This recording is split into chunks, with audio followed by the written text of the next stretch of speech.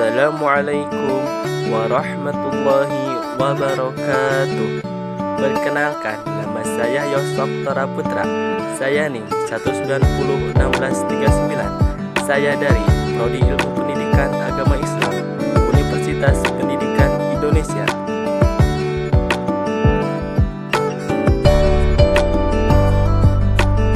Globalisasi merupakan sebuah proses keseluruhan atau mendunia yang mana pada setiap orang tidak terikat oleh suatu negara atau berbagai batas wilayah. Artinya, pada setiap individu bisa terhubung serta dapat saling tukar informasi kapan saja dan di mana saja, baik itu lewat media elektronik atau media cetak. Seperti yang dikatakan di atas bahwasanya globalisasi dalam bahasa memiliki arti proses yang mendunia. Hubungan yang semakin tinggi dan erat antara manusia dan masyarakat dari berbagai negara akan berpengaruh terhadap berbagai aspek kegiatan manusia, diantaranya meliputi aspek kegiatan ekonomi, aspek politik, aspek sosial budaya, dan aspek keamanan. Masalah-masalah globalisasi, salah satunya neokolonialisme, merupakan cerminan negara berdaulat dan merdeka, tetapi sistem ekonomi dan politiknya ditentukan oleh pihak luar. Walaupun dari segi politik era kolonial sudah berakhir, penjajah masih berkuasa di berbagai bidang kehidupan dalam bentuk neokolonialisme. Beberapa permasalahan lain yang sering muncul akibat neokolonialisme. Yang pertama, berkembang hanya memperoleh sebagian kecil dan keuntungan industri atau sebagai dampak ekonomi globalisasi.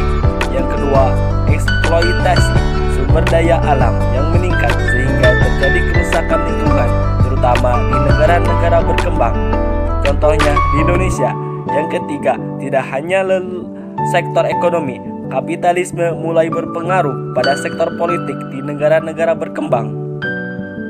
Contoh neokolonialisme dalam permasalahan sosial akibat globalisasi di Indonesia khususnya adalah adanya perusahaan-perusahaan yang menjadi penambang emas atau kekayaan alam lainnya yang ada di Indonesia. Mereka memiliki modal dan pengetahuan untuk mengelola. Akibatnya, dengan adanya modal tersebut, sebagian besar warga negara kita hanya dijadikan pekerja atau hanya diberikan keuntungan sekitar 2% untuk memenuhi kebutuhannya, sedangkan mereka memiliki keuntungan hingga 98%.